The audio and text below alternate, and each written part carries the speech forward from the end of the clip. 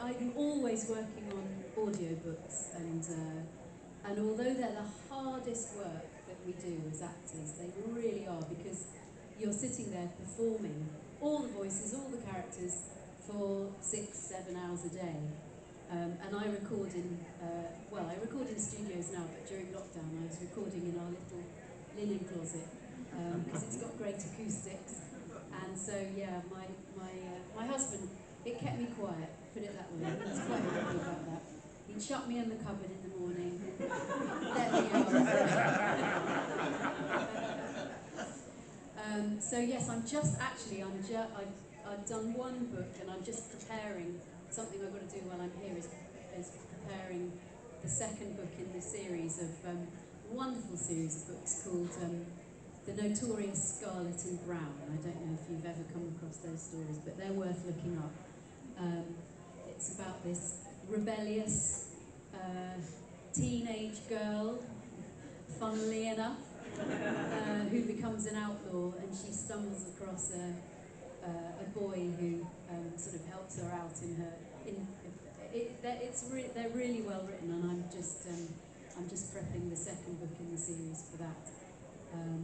So I'm very fond of those. What else have I been up to? Gosh, loads of stuff, but I can't think at the moment. Doctor Who-wise, I'm just doing loads of conventions because it's just so lovely to get out and have some new stories to tell. Are you enjoying our Long Island weather? Oh, well, it's beautiful. Yeah, I love the crisp. It is quite crisp out the past few days. Yeah, it's lovely. The sunshine is great. So if you don't mind, I think, can we take a few questions from the audience? Of course. Well, yeah. I knew that Stuart was over there. He was raising his hand, if you don't mind. Can you speak up, or would you like to speak? Oh, yeah, I can be loud. Okay, I know you can. With regards to the book, if you were writing for Jodie's doctor, have any discussion with her before the book came out, or if not, how was it received by her? Well, the very first time that I met Jodie was on set for the Power of the Doctor. Yeah, and yeah, we didn't really talk about that. I was slightly. I mean, it was fantastic to meet her. She is a wonderful woman, full of energy and full of life and fun. And but we didn't talk about that then. But what we did talk about was when we were all in the scene in the TARDIS. I think it was Gemma who Janet and I knew really quite well by that time. The three of us were like a little trio. It was really great because we had a lot of time together setting up shots. And Gemma said, she said at one point, she said, "Forgive me, Sophie," she said, "what do you do the rest of the time when you're not doing the Doctor Who conventions?" And I said, "Oh, I do loads of voiceovers, I do lots of animations and stuff." And somebody else said, "Oh, what like?" And I said, "Oh, I've done Dennis the Menace and Tree Food Tom." And Jodie suddenly went, "Tree Food Tom! Tree Food Tom! What do you do on Tree Food Tom?" And I said, "Well, I am Tree Food Tom." And she said, "No, you're never You're Tree Food Tom!" And I said, "Yes, I am." And she said, "Oh, go on, do the voice." So I said, "Hi, Jodie, Tree Food, go!" And she just could not get over it. She watched it with her little girl. And then, thank God, nobody said, "And you do Jodie as well" in the audio. Because what I really didn't want to do was to do Jodie in front of Jodie. I guess it's similar to when I found out that Martin Clunes actually does the voice of one of the dogs in Kipper. And I was like, that's Martin Clunes? You know, it's like, I was amazed. Anyone else? Young lady right there. Oh, yeah. So I know you kind of touched on it a little bit already, but I was wondering, obviously the audio, the Big Finish audios are amazing. But what was it like working with Sylvester again, like on screen, as Ace and as the Seventh Doctor? Because I mean, I think I literally, like, when he showed up and you were both on screen, I think I literally screamed. Like, my mom must have thought there was a murder happening. It was amazing. Who else screamed? Cried out loudly. Well, when I read the script again, it was one of those moments I thought, oh yes, this is great. We filmed it in 2 bits because the first part where I'm in the cave, I was actually in the cave, and we could never have got Sylvester to the place where we filmed it. I had to sort of scramble over some rocks. It was quite, not dangerous, but it was kind of, the footing was very, very bad. And also the place where I was actually filming that particular part, Jamie had found this little tiny bit of rock, and I was pressed against the rock, and the camera was literally about that far in front of my face. There wasn't room for anybody else. So I did that, just me and the camera. But what I did ask for then was Barnaby Edwards, who's the inside of the Daleks and a wonderful actor. He was there as well that day, being Dalek. And I said to Jamie, the director, would it be okay if Barnaby read in the lines for Sylvester? Because otherwise, with the best will in the world, the assistant directors, they're not actors, it's not their job, but I knew that this would be a scene that I really, really wanted to get as good as it possibly could be. So there was Barnaby sitting on a rock, reading in Sylvester's lines, and it was great to have him there because he did a bit of a Sylvester impression. And it was very intimate, and I was just totally in my own world, imagining Sylvester there, that I was seeing Sylvester's face. So it was very emotional. And Jamie, the director, was absolutely thrilled with what I was doing, so that was great. And then I can't remember how many days or weeks later, but Sylvester was asked to come into the studio. And and he said, would you mind coming down to read the lines in for Sylvester? I said, no, that would be amazing. So I went down, and Sylvester was just standing there in his costume, and we were just like not that far apart from each other, and it was just really, really lovely to be with him again. What I didn't realise until, well, actually, the day that The Power of the Doctor came out, I got a lovely text from Russell T Davies and from Chris Chibnall as well. And Chris said, I think he was quite nervous as to how it was going to be received, and he said, whatever happens today, nobody lived, I can't remember the quote now, but nobody lived those days like us, or whatever. It was really sweet what he said. And by the way, I never showed you these photographs. And he'd taken a few photographs of the monitor that day, and it's Sylvester and me together, and then me and Jodie together as well. That was really lovely. So it's beautiful. And then that was it. It took about an hour maybe to do that, to set it all up and to do it with the green screen. And then they said, right, Sophie, that's it for today. Thank you very much.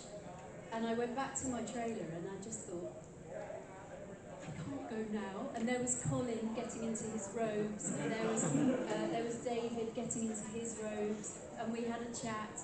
And I said, no, I'm going to miss all this. So I said, can I come and watch? And so they said, yeah, of course you can. And I went back on set and watched for a bit. And then after a while, the first AD came over and he said, Sophie, you really don't have to, but would you mind reading in all the parts of all the other doctors? And I said, yes! So I stayed for the whole day. I played all the doctors. I sat on that rock. There's photographs of me that Chris took of me reading in, and we just had, it was like the best Doctor Who convention ever. And Chris Chibnall had come as well for the day, so we all had loads of photos. Sasha was there, Janet came in towards the end, and we all had photos together, and it was just such a lovely, lovely day. It was great. Fantastic. You have somebody right here. Yes, and Battlefield. How hard was it to drive Betsy, and were you thrilled to drive it? Oh, I was so thrilled to drive Betsy, yeah. And it was hard because, she's an old banger, and, as we say. and the gear lever and everything. It's really hard to do, but yes, I managed. I'm so glad that I got to drive Betsy. It was really so fantastic. Who do we have here? We're going to try somebody in the back right there. Yeah.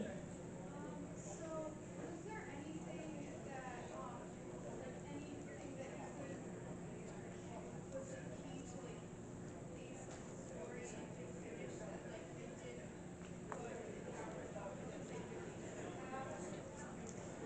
Oh, I mean, there's just so much, isn't there? You can't, in a way, compare the however many years. Is it like nearly 30 years of Big Finish, or it must be coming up for that? And try and get it all into the Power of the Doctor. But hopefully, like with anything else in life, I guess, that all that experience and all that kind of back history is there somehow in the performance. I can't think of anything specific. I mean, as an actor, you're really there to say the lines that are written in the script and to bring that character that's written in that particular script to life in the moment. And that's what I always do. I'm always informed by the script that's in front of me. And it may not have fit into the canon or and it may not, the Big Finish stuff may not always fit into the canon either, but it's the script that's there. And then, I'm just lucky that I've got that wealth of the different ways that Ace has been and lived, and hopefully that comes across a bit in the performance. Again, we have somebody in the front row right here. So I know you kind of mentioned Battlefield, but there's the scene where you're in the tank and it's filling up with water, and apparently there was a malfunction with that where it kind of became dangerous. And how true or scary was that? Yes, well, we were rushing towards the end of the day, and in those days we used to finish at 10 o'clock on the dot, or the production would have to pay a lot of money. So I was rushed over to the corner of the studio where this tank was waiting for me. Climbed up the ladder. I was lowered into it by the visual effects guys on the top, and then they started pumping water in over my head. And Sylvester suddenly realised from the outside, from the front, that I couldn't hear anything. So he had these signals, shouting, "Are you okay?" Yes, I'm okay. I was very okay because it was warm water, and usually they put me in cold water. I was very happy. And then the jacket, it floated a bit, so that was all right. And then I had to sort of bang on the front of the tank and, "Doctor, doctor." Cameras rolled. The director was right down there in front of me, as well by that time. And I was just steadying myself on the front of the tank because I was floating by this time. And all of a sudden, I could just feel this crack under my hands like that, and it's amazing because on the actual video you can see Sylvester reacts so quickly. He shouts at the top of his voice, "Get her out of there!" And that alerted the people at the top of the tank, the visual effects guys, to reach down. I don't know why, but I instinctively just put my arms up like that, and they hauled me out, and I could just see, it was extraordinary, I could see the glass, the front of the tank, kind of billowing out as the water pressure pushed, and it all just, the glass cracking and the broken glass and the water just spilling all over the studio floor. Gallons and gallons and gallons of it. And Right over the electrical and then cables. Sylvester shouted again at the top of his voice, "Switch the electricity off!" Because of course there were cables all over the floors and metal camera stands. So he saved quite a lot of lives that day. And what's even better is that I get to star in the BBC Health and Safety Training video. We call it OSHA here. Do you get royalties from that as well? Sadly, no. At least it wasn't a shocking experience. Gentleman with the blue shirt, beard, glasses. Where did Professor come from? Professor was in the script. I know it annoyed a lot of people, but that was the intention. Ace is like, you know, she's a 16-year-old girl annoying her elders and betters. And so when the professor says, don't call me professor, of course, what are you going to do? Or she does call him doctor when it's really serious. She does. She calls him doctor. That's what we decided. She'd call him doctor when the stakes get really high. But most of the time, it's to annoy him. I think we have time for one more question, because I want to make sure that everything stays on schedule. Well, we already had a man with beard and blue shirt, beard and glasses, so we're going to have to go to the person right there in the back. Sorry, he stole it from you. Is that me? So, I'm like a huge Big Finish fan, and early on, in a story called The Rapture, they gave Ace a brother, and then they forgot about it. And I'd even forgotten about him. Sorry, brother.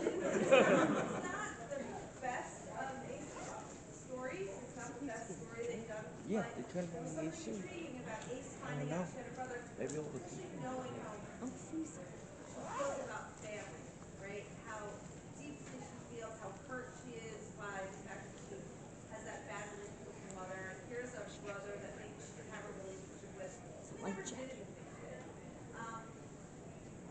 I guess you forgot about it, so you didn't. That's so cool. It's given me an idea for another short story. Good. Ace's missing brother. You could either write a short story or talk to people at Big Finish to kind of use that relationship and bring that character back. Say, Yeah, what a good idea. Was it played by Dave John? Was the brother played by an actor called Dave John? Because it was funny, because Dave was in Survival. He played Derek, who I put in the short story, actually. Dave is one of Sylvester's very closest friends for years and years and years. Similar age to me. And Dave and I do a lot of voiceover work together. And Sylvester was always talking about how we looked sort of like we could be brother and sister, and that we should play brother and sister. So I'm wondering whether it was Dave. But yeah, let's bring him back and Dave can play him. Well, thank you so very much from every Whovian here. It has been a pleasure. It has been an honor. And thank you. She has been extremely tolerant of me and very gracious with me when I niddle her with little texts and so on and so forth. But if I may ask just one thing. Yes, of course. That on that. Yes, of course. Patrick and Kurt have been incredible in doing this work on the jacket so that many fans can benefit from having a detailed Ace jacket. And it's been hilarious because especially over the last sort of 6 months or so, we've realised that there's pretty much no two shots where the badges are in the same place. No. And we've realised that there are lots of different jackets. Yes. And so, yeah, we've done our best. And somebody says, is that correct? And the answer is yes. My jacket is from the Audio Adventures. So thank you as Parallel well to universe. Patrick and to Kurt for all their And great ladies and gentlemen, Kurt Bergeron. He's shaking his head right now. He's gonna yell at me later. So, but when we do the Ace workshop tomorrow, come on down. We'll tell you all the secrets. It's all eBay.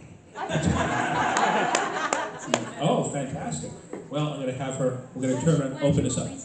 What? Maybe on the inside. You can put it right down on the stage if you like. It's bigger on the inside. Really? Never would have guessed.